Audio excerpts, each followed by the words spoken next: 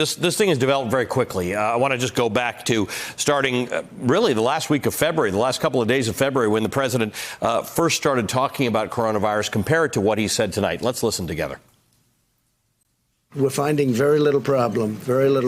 Now, you treat this like a flu. This is the most aggressive and comprehensive effort to confront a foreign virus in modern history. It's going to disappear. One day, it's like a miracle. It will disappear. We will be suspending all travel from Europe to the United States for the next 30 days. We have thousands or hundreds of thousands of people that get better just by sitting around and even going to work. Some of them go to work. If you are sick or not feeling well, stay home. The Democrats are politicizing the coronavirus. This is their new hoax. We must put politics aside, stop the partisanship, and unify together as one nation.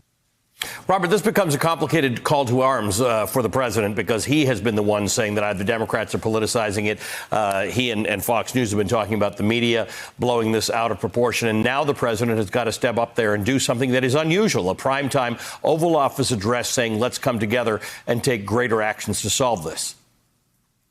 And there are real-world implications for so many of the leaders around the country outside of the White House who are dealing with this. In an interview this week with Maryland Governor Larry Hogan, a Republican, he told me that he's deeply concerned about the mixed messages coming out of this administration. He said he had a 90-minute meeting with Vice President Pence, who said one thing, and then he listened to the president, who was talking in an entirely different way about the entire crisis. And that's a governor, a sitting governor, dealing with cases in his state. And when I was on Capitol Hill, they're also expressing concern, Democrats and Republicans, about how the president is handling this. There's private concern among some of my top GOP sources that the president's antenna is too attuned to the stock market and his own reelection campaign.